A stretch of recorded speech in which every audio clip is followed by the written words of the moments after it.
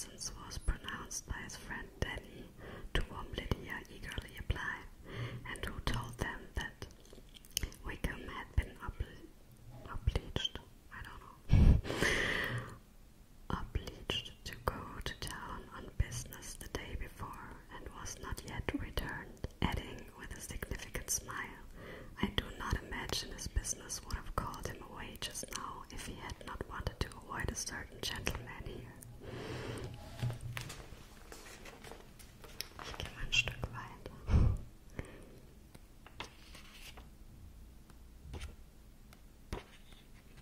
Okay. When the ladies returned to the drawing room, there was little to be done but to hear Lady Catherine talk, which she did without any intermission till coffee came in, delivering her opinion on every subject in so decisive a manner as proof that she was not used to have her judgment controverted. She inquired into Charlotte's domestic concerns familiarly and minutely,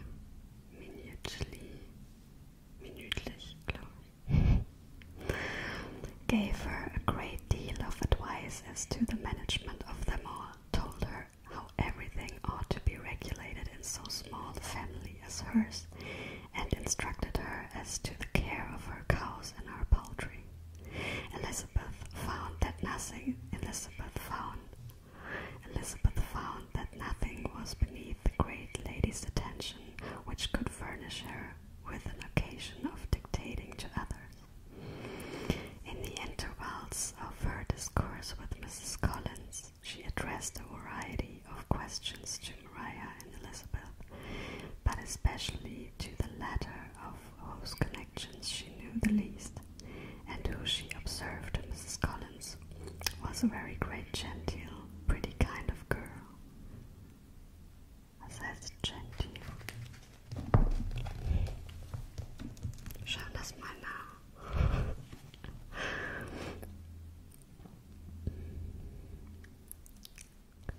Genteel. Vornehm, manierlich, fein geziert. Vornehm.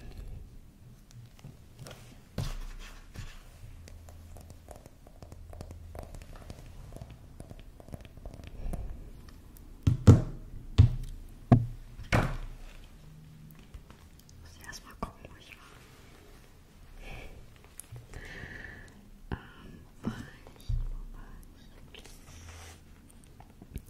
She asked her at different times how many sisters she had, whether they were older or younger than herself, where they had been educated, what carriage her father kept, and what had been her mother's maiden name.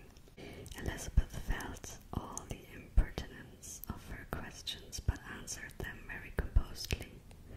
Lady Catherine then observed, "Your father's estate is entailed on Mr. Collins, I think, for your sake." Turning to Charlotte, "I am glad of it, but otherwise I see no occasion for entailing estates from the female line. It was not thought necessary in Sir Lewis de Bourgh's family. Do you play and sing, Miss Bennet?" "A little." "Oh, then, some time or other we shall be happy to hear you. Our instrument is a capital one, probably superior to. You shall try it some day. Do your sisters play and sing?"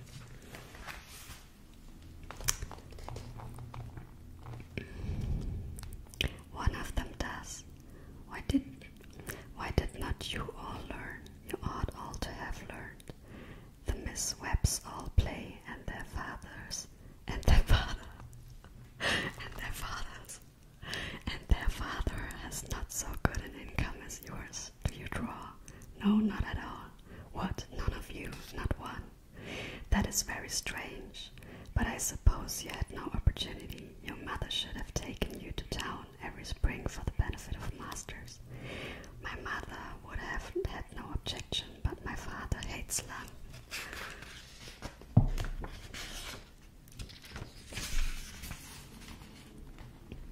"Has your governess left you?" "We never had any governess." "No governess?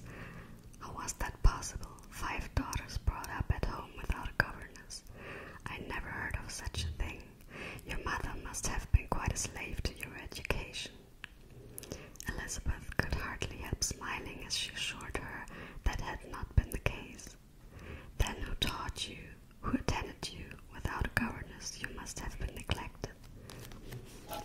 Compared with some families, I believe we were, but such of us as wished to learn never wanted the means. We were always encouraged to read and had all the masters that were necessary. Those who chose to be idle certainly might. I no doubt, but that is what a governess will prevent. And if I had known your mother, I should have advised her most strenuously to engage one. I always say that nothing is to be done in education without steady and regular instruction, and nobody but a governess can give it. It is wonderful how many families I have been the means of supplying in that way. I am always glad to get a young person well placed out, for nieces of Mrs. Jenkinson are most delightfully situated through my means, and it was but the other day that I recommended another young person who was merely accidentally mentioned to me, and the family are quite delighted with her. Mrs. Collins, did I tell you of Lady Metcalfe's calling yesterday to thank me? She finds Miss Pope a treasure. Lady Catherine, she said, you have given me a treasure. Are any of your younger sisters out, Miss Bennet? Yes, ma'am, all. All what? All 5 out at once, very odd. Are you only the second? And you only the second? The younger ones out before the elder ones are married. Your younger sisters must be very young. Yes, my youngest is not 16. Perhaps she's full young to be much in company.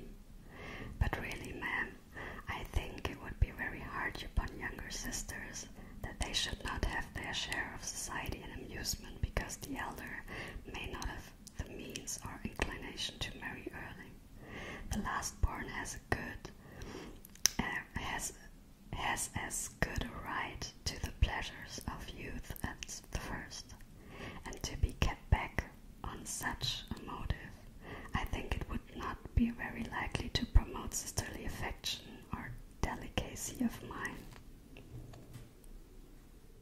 Upon my word, said her ladyship, you give your opinion very decidedly. For so a young person, pray, what is your age? With 3 young sisters grown up, replied Elizabeth, smiling, your ladyship can hardly expect me to own it. Lady Catherine seemed quite astonished at not receiving a direct answer, and Elizabeth suspected her to be the first creature who had ever dared to trifle with so much dignified impertinence. You cannot be more than 20, I am sure, therefore you need not conceal your age. I am not 21. When the gentleman had joined them and he was over, the card tables were placed. Lady Catherine, Sir William, and Mr. and Mrs. Collins sat down to a quadrille.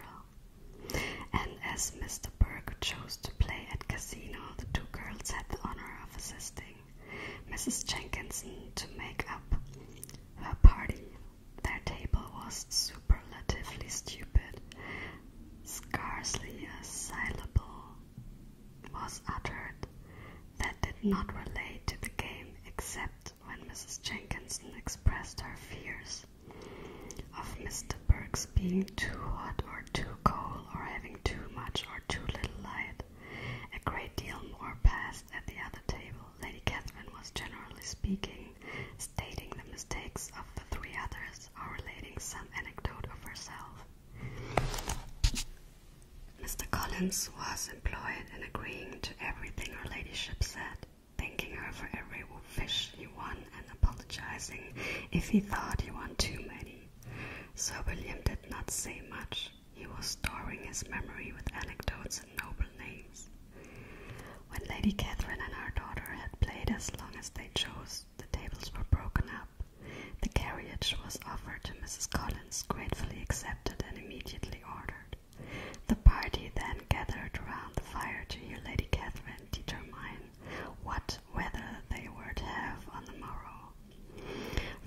His instructions, they were summoned by the arrival of the coach, and with many speeches of thankfulness on Mr. Collins' side, and as many bows on Sir William's, they departed.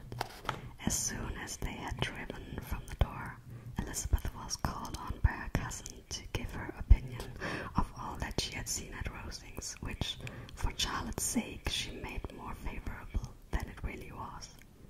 But her commendation, though costing her some trouble, could by no means satisfy Mr. Collins, and he was very soon up